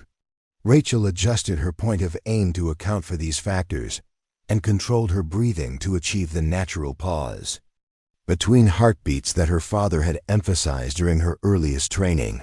The shot seemed to hang in the air forever before striking the distant target with an audible impact that echoed across the valley. Even from 650 meters, the distinctive sound of a successful hit was unmistakable. The range fell completely silent as spotters confirmed what everyone had witnessed. Rachel Winters had achieved something that no other competitor had even attempted: successful engagement of all 5 targets in the unknown distance phase. More remarkably, she had done it with precision that suggested professional level range estimation skills rarely seen among conventional Marines. "Outstanding marksmanship," Captain Stone announced, his voice carrying genuine awe. "That is textbook long-range shooting under field conditions." The mathematics of the competition were now simple. Rachel had achieved perfect scores in all 3 phases, establishing herself not just as a team member, but as the clear leader who would represent the company in battalion-level competition. Bennett had secured the second spot with consistent performance across all phases. The third position remained contested between Martinez and another Marine whose combined scores kept the final spot mathematically undecided. As Rachel cleared her weapon and stepped back from the firing line, she was surrounded by Marines who had witnessed something remarkable. The returning veteran who had been dismissed as too old and too rusty had just delivered the most dominant individual performance in company history. "That was incredible," Walsh said, approaching Rachel with obvious admiration. "I've never seen shooting like that outside of sniper school demonstrations." Torres appeared beside her with a broad smile. "Well, I think it's safe to say you've earned your spot on the team. The question now is whether anyone else in the battalion can shoot well enough to challenge you." Rachel felt a surge of satisfaction that went beyond personal achievement. She had proven not just to herself but to every Marine present that experience and skill could overcome age and rust when properly applied. The qualification was complete, but the real test would come during battalion-level competition, where she would face the finest marksmen from throughout the regiment. But for now, standing in the desert heat with her rifle still warm from firing, Rachel allowed herself a moment of quiet pride. She had honored her brother's memory, validated her father's training, and earned her place among the Corps' elite marksmen. The journey back to military excellence was complete. Now the real competition would begin. The news of Rachel's perfect qualifying performance spread through Marine Corps' Air-Ground Combat Center 29 Palms like wildfire. By evening chow, Marines from other companies were seeking her out, wanting to meet the returning veteran who had redefined excellence in marksmanship competition. The transformation from dismissed has been to respected expert had occurred in a single day, but the implications would resonate throughout her military career. Captain Stone called Rachel into his office late Friday afternoon, gesturing for her to take a seat across from his desk. The office walls were decorated with unit awards and photographs from various deployments, creating an atmosphere of military professionalism that Rachel found both familiar and intimidating. "Winters, I owe you an apology," Stone began without preamble. "When you first arrived, I had serious doubts about whether a returning veteran could integrate effectively with an active unit. Your performance today proved that experience and skill don't diminish with time, they mature and improve. Rachel felt a surge of validation that went beyond personal satisfaction. Military leaders rarely admitted mistakes publicly, and Stone's acknowledgement represented official recognition of her capabilities. Thank you, sir. I understand the skepticism. 3 years is a long time to be away from active duty. Stone leaned forward, his expression becoming more serious. Battalion headquarters has been monitoring our qualifying results. Your scores have generated significant interest at levels well above company command. Colonel Davidson wants to meet with you personally before next week's battalion competition. The mention of battalion-level attention made Rachel's pulse quicken. Colonel Davidson was a legendary figure within the Marine Corps, a combat veteran with multiple deployments and a reputation for identifying exceptional talent. A personal meeting suggested that her performance had implications beyond simple marksmanship competition. What kind of meeting, sir? The kind that could significantly impact your military career, Stone replied carefully. Davidson has been developing advanced training programs for designated marksman and sniper candidates. Your performance today suggests you might be exactly the type of Marine he's looking for. Rachel felt her world shifting in ways she hadn't anticipated. When she'd returned to military service, her goal had been simply to find her place within an active unit and serve with honor. The possibility of advanced marksmanship training represented opportunities she'd never dared to hope for. Sir, I appreciate the consideration, but I should mention that my original goal was just to serve effectively in a conventional role. I'm not necessarily looking for special assignments or advanced training. Stone smiled at her measured response. Winters, Marines with your capabilities don't get to choose conventional roles. The Corps has an obligation to maximize your potential in service of the larger mission. Next week's competition will determine whether you're ready for that level of responsibility. As Rachel left Stone's office, she encountered Barnes waiting in the corridor outside. The hostile Marine who had made her first week miserable now wore an expression of genuine respect mixed with professional curiosity. Winters, can I talk to you for a minute? Barnes asked, falling into step beside her as they walked toward the barracks area. Rachel nodded, curious about what Barnes wanted to discuss after his disappointing performance during the qualifying round. I wanted to apologize for how I treated you this week, Barnes said quietly. I was wrong about your capabilities, wrong about your motivations, and wrong about what your presence here meant for the unit. The apology was more gracious than Rachel had expected from someone whose pride had been wounded by public failure. Barnes had gone from unit champion to also-ran in a single day, yet he was handling the transition with more maturity than she'd anticipated. You were protecting your position and looking out for the unit's reputation, Rachel replied diplomatically. I understand that motivation. Barnes shook his head. No, it was more than that. I was afraid of being shown up by someone with more experience and better training. Watching you shoot today made me realize how much I still have to learn about real marksmanship. They walked in silence for several moments before Barnes continued. That shooting you did in Phase 3, that wasn't just good technique. That was combat-level field experience applied to competition shooting. Where did you learn to estimate ranges that accurately? Rachel considered how much to reveal about her background in training. My father was a Navy SEAL sniper.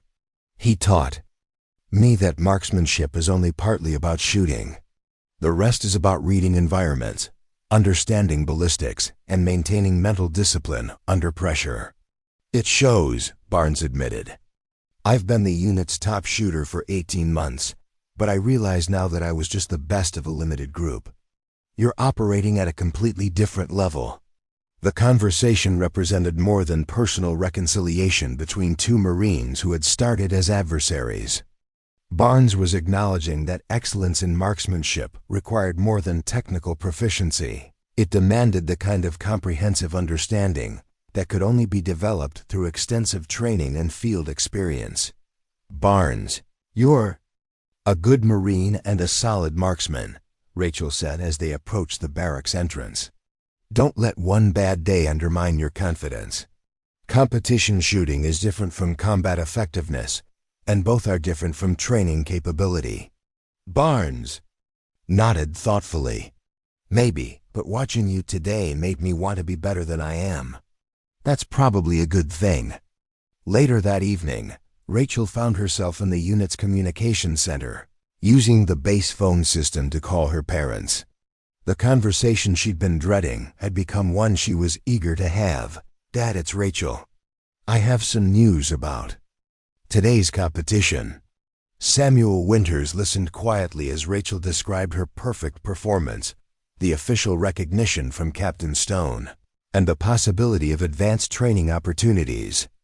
When she finished, there was a long silence before her father responded. "I'm proud of you, kiddo. Not because you outshot a bunch of Marines, but because you found your way back to who you're supposed to be. Your mother and I were wrong to ask you to give up your calling because of our fears." Rachel felt tears welling in her eyes at her father's words. "Dad, you and Mom were grieving Lucas. You had every right to want to protect your remaining child." "Maybe," Samuel replied. "But protection shouldn't come at the cost of purpose. You belong in the Corps, Rachel. You always have. What happened today just proves that some things are too strong to be denied indefinitely." The conversation with her parents provided the emotional closure Rachel hadn't realized she needed. Their blessing to pursue advanced military opportunities felt like the final piece of a puzzle that had been incomplete for 3 years. Saturday morning brought a new dynamic to the unit's training activities. Marines who had been dismissive or skeptical now sought Rachel's advice on shooting techniques and tactical considerations. She found herself conducting informal instruction sessions, sharing knowledge about range estimation, wind reading, and mental preparation that she'd acquired through years of training and experience. "The key to long-range shooting isn't the rifle or the scope," Rachel explained to a group of younger Marines gathered around a training table. "It's understanding all the factors that affect bullet flight: wind, temperature, humidity, elevation, even the rotation of the earth at extreme distances." Private Walsh raised his hand. "How do you learn to read all those factors simultaneously? It seems overwhelming." "Practice and experience," Rachel replied. "Start with the basics. Learn to read wind direction and speed by observing vegetation, dust and mirage effects. Master range estimation using both optical and mathematical techniques. Most importantly, develop a consistent shooting routine that accounts for environmental factors systematically." The informal training sessions represented more than knowledge transfer. They established Rachel as a leader and mentor within the unit. Marines were seeking her guidance not because of rank or position, but because of demonstrated expertise and willingness to share knowledge for the benefit of the team. Sunday evening brought the final preparation briefing for Monday's battalion competition. Rachel would be competing against the finest marksmen from 6 different companies, each one selected through qualifying processes similar to what she'd experienced. The competition would be more challenging than anything she'd faced since returning to military service. "Tomorrow, you represent not just your individual capabilities, but the honor and reputation of this entire company." Captain Stone addressed the 3-person team. "Battalion competition is where legends are made and careers are defined. I expect nothing less than your absolute best effort." As Rachel prepared her equipment for the next day's competition, she reflected on the remarkable journey that had brought her to this point. 1 week earlier, she'd been a dismissed has-been struggling to find acceptance within a hostile unit.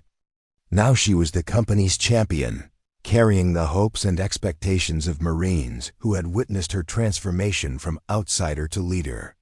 Tomorrow would determine whether her perfect qualifying performance was an anomaly or a preview of sustained excellence. Rachel intended to prove that experience, properly applied, could overcome any challenge the competition might present. Monday morning dawned clear and still, perfect conditions for the battalion marksmanship competition that would determine the finest shooters in the regiment. Rachel arrived at the expanded range complex to find a scene that dwarfed the previous week's company-level event.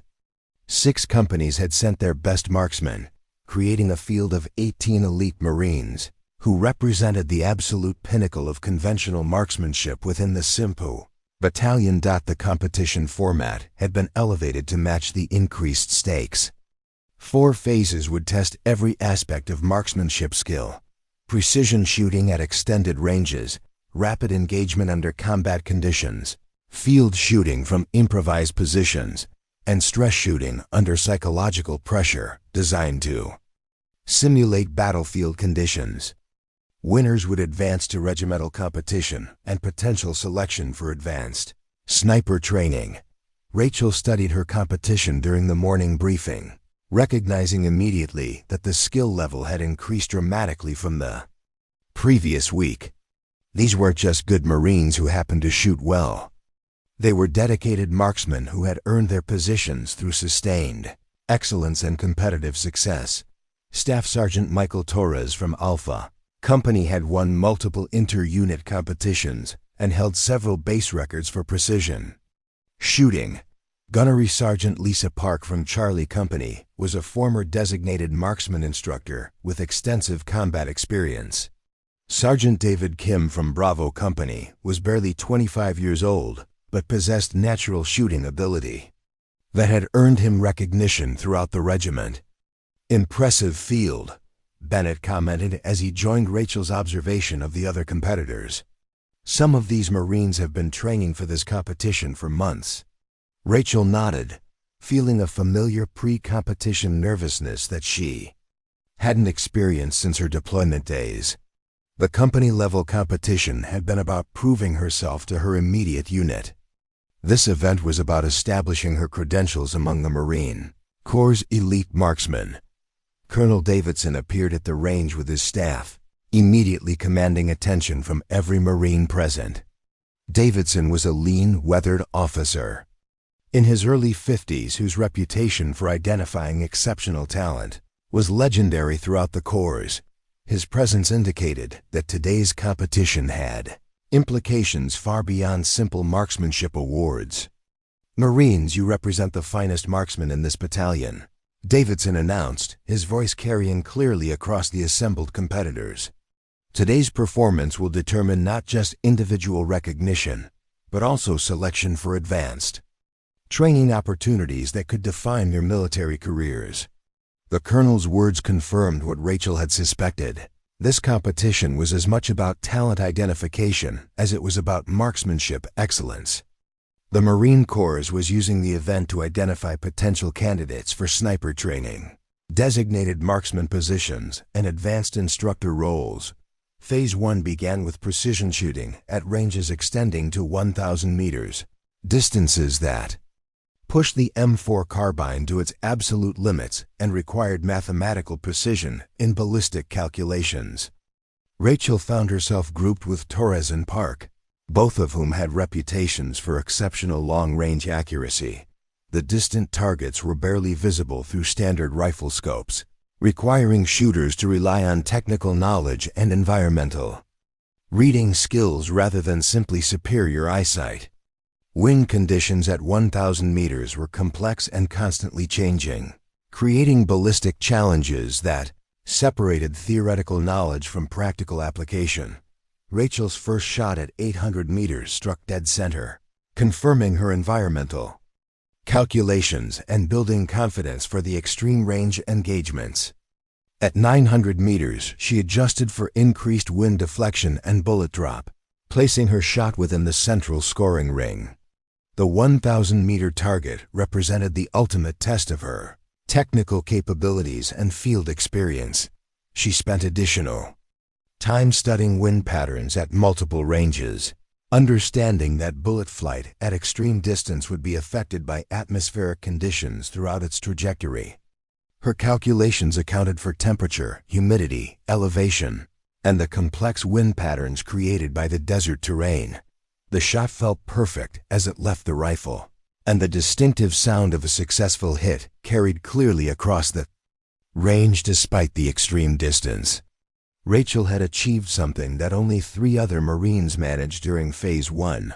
Successful engagement at 1,000 meters under field conditions. Phase 2 introduced combat stress through time pressure and multiple target engagement scenarios. Rachel's performance in this phase drew on her deployment experience, allowing her to maintain accuracy while moving rapidly between firing positions and engaging threats in order of tactical priority. Her approach was noticeably different from younger competitors who relied on speed and aggression. Rachel moved with calculated efficiency, minimizing unnecessary exposure while maximizing engagement opportunities. Her target selection prioritized threats based on tactical significance rather than ease of engagement, demonstrating field experience that couldn't be taught in conventional training. By the end of Phase 2, Rachel had established herself among the top 3 performers. Along with Torres and Park, the competition had evolved into a contest between experience and youth, with each approach offering distinct advantages under different conditions. Phase 3 tested field shooting from improvised positions designed to simulate real-world combat scenarios. Competitors engaged targets while shooting from barriers, around obstacles, and from unstable platforms that required adaptation of fundamental shooting techniques. Rachel's deployment experience proved invaluable during this phase. She had fired from similar positions during actual combat operations, giving her familiarity with the balance and stability challenges that artificial training ranges couldn't fully replicate. Her shooting positions were textbook examples of field marksmanship adapted to challenging circumstances. Outstanding field shooting, Colonel Davidson commented as he observed Rachel's performance through his spotting scope. That's combat tested technique applied to competition shooting. The colonel's recognition carried weight that extended far beyond the immediate competition.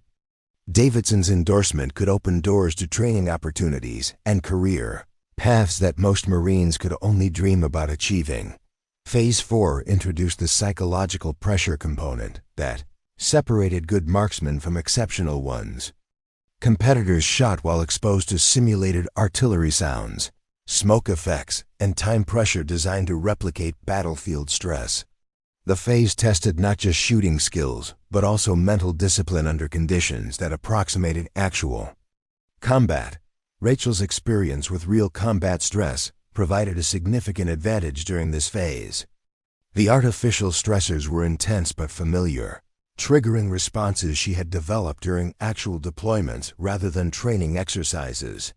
Her shooting remained steady and controlled while several younger competitors struggled with the psychological pressure. When the final scores were tabulated, Rachel had achieved something remarkable. She had not just won the battalion competition, but had done so with scores that exceeded previous records in multiple categories. Her performance had been dominant across all 4 phases, demonstrating comprehensive marksmanship excellence that impressed even seasoned instructors. Staff Sergeant Winters, Colonel Davidson approached her as the awards ceremony concluded. "I'd like to speak with you privately about your future in the Marine Corps." The conversation that followed would change the trajectory of Rachel's military career. Davidson outlined opportunities for advanced sniper training, instructor positions, and specialized assignments that would utilize her unique combination of combat experience and exceptional marksmanship skills.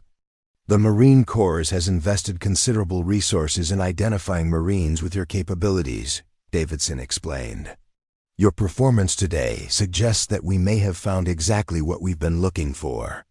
As Rachel accepted the battalion championship trophy and prepared for regimental competition, she realized that her journey had evolved far beyond personal redemption. She had become a symbol of excellence and experience within the Marine Corps, proof that properly applied skills and knowledge could overcome any challenge. The returning veteran who had been dismissed as too Old and too rusty had become the standard against which other Marines would be measured.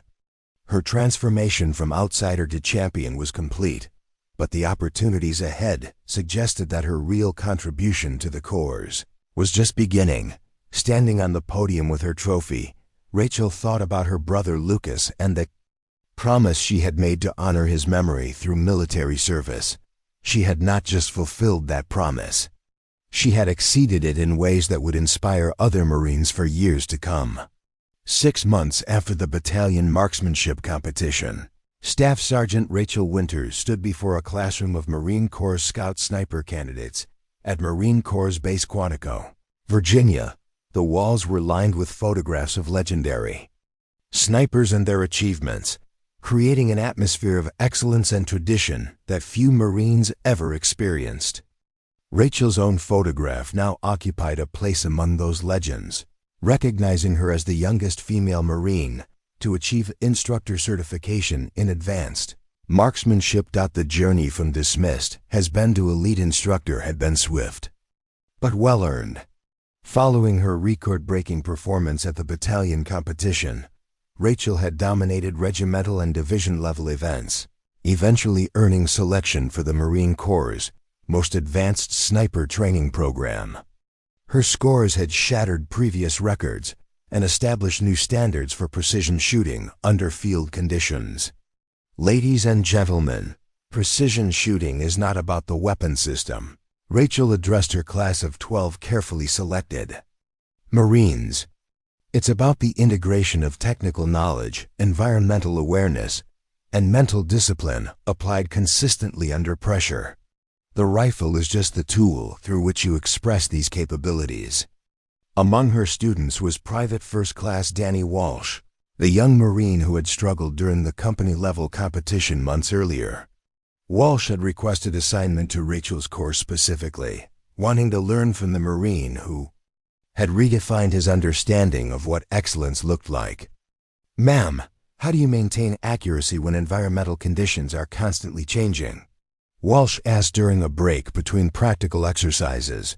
Rachel smiled, remembering her own early questions about advanced marksmanship techniques. "You don't fight changing conditions, you adapt to them. Wind, temperature, humidity, elevation, these aren't obstacles to overcome, but information to incorporate into your shooting solution." The transformation in Walsh's approach had been remarkable to observe. Under Rachel's instruction, he had developed from a nervous competitor to a confident marksman whose skills now exceeded those of Marines with significantly more experience. His progress represented the kind of impact Rachel hoped to have throughout her teaching career. The afternoon practical exercise took the class to Quantico's advanced training ranges, where targets had been placed at distances extending beyond 1,200 meters. These were the kinds of shots that separated qualified snipers from exceptional ones, requiring not just technical proficiency, but also the mental discipline to execute under pressure. "Winters, you're creating quite a reputation among the instructor staff," Master Gunnery Sergeant James Rodriguez commented as he observed the day's training. Rodriguez was the senior enlisted advisor for the entire sniper training program, a legendary figure whose endorsement carried enormous weight within the marksmanship community. "I'm just trying to pass on what I learned from Marines who were willing to teach me," Rachel replied, watching as Walsh successfully engaged a target. At 800 meters using the environmental reading technique she demonstrated, Rodriguez nodded approvingly. "That's exactly the right attitude. But don't underestimate your impact. Your students are consistently outperforming previous classes, and your teaching methods are being studied for integration into the formal curriculum." The recognition was gratifying, but Rachel's satisfaction came from watching her students develop capabilities they hadn't known they possessed. Teaching allowed her to multiply her impact beyond individual performance, creating a generation of Marines who would carry advanced marksmanship skills throughout their careers. That evening, Rachel received a phone call that brought her full circle to the events that had launched her remarkable journey. Barnes, now serving with a different unit, had called to share news about their old company's performance in recent competitions. "Winters, I wanted you to know that our company just won the Division Marksmanship Championship," Barnes reported, his voice carrying genuine excitement. "The techniques you taught us before you left have transformed our entire approach to competitive shooting." Rachel felt a surge of pride that went beyond personal achievement. The knowledge she'd shared during her brief time with the unit had created lasting improvement in their capabilities, proving that teaching could have impact far beyond immediate instruction. "That's outstanding, Barnes. How are Torres and the others doing?" "Torres made gunnery sergeant and is now the battalion's senior marksmanship instructor," Barnes replied. "Martinez qualified for designated marksman training and is serving with a reconnaissance unit. Even Walsh has become one of our top shooters. Your influence on the unit has been permanent." The conversation reminded Rachel that success in military service wasn't just about individual achievement, but about the positive impact on others and the institution. Her journey from dismissed veteran to elite instructor had created ripple effects throughout the Marine Corps, inspiring other returning veterans and establishing new standards for marksmanship excellence. 3 weeks later, Rachel found herself back at Marine Corps Air Ground Combat Center 29 Palms, this time as a guest instructor for an advanced marksmanship symposium. The desert base where she'd struggled to find acceptance now welcomed her as a returning expert, whose knowledge could benefit Marines throughout the Corps. Captain Stone, now Major Stone following his recent promotion, greeted Rachel at the base entrance with obvious pride. "Winters, it's good to have you back. The Marines here are excited to learn from someone who helped redefine what's possible in competitive marksmanship." The symposium brought together advanced marksmen from throughout the Marine Corps, creating an opportunity for knowledge sharing and skills development that would have far-reaching impact on military marksmanship capabilities. Rachel's presentation on environmental factors in long-range shooting drew a standing ovation from an audience that included some of the Corps' most experienced snipers. During a break between presentations, Rachel walked through the same training areas where she'd struggled to prove herself months earlier. The ranges looked smaller than she remembered, perhaps because her perspective had expanded to encompass challenges far beyond company-level acceptance. "Ma'am, can I speak with you for a moment?" A young Marine approached her near the spot where she'd first been dismissed as the camera girl who didn't belong. Rachel turned to find Lance Corporal Jennifer Martinez, Barnes's old teammate who had struggled with rapid engagement shooting during the original competition. Martinez now wore the distinctive pin of a qualified designated marksman, evidence of the career progression that Rachel's influence had helped make possible. "I wanted to thank you for what you taught us about mental discipline under pressure," Martinez said earnestly. "Your techniques helped me qualify for advanced training that changed my entire military career. I'm now serving with a force reconnaissance unit, using skills I learned from watching you compete." The gratitude was deeply moving, representing the kind of lasting impact that made Rachel's challenging journey worthwhile. She had returned to military service seeking personal redemption, but had found something far more valuable: the opportunity to influence and improve the capabilities of fellow Marines. As the symposium concluded and Rachel prepared to return to Quantico, she reflected on the remarkable transformation that had occurred in her life and career. The returning veteran who had been laughed at for picking up a rifle had become a respected instructor whose teaching influenced Marines throughout the Corps. Standing in the desert twilight, Rachel whispered a final promise to her brother's memory. "Lucas, I think I've found my purpose.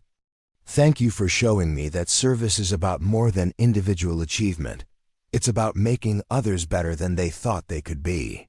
The stars appeared one by one in the clear desert sky, the same stars that had witnessed her struggles and triumph months earlier.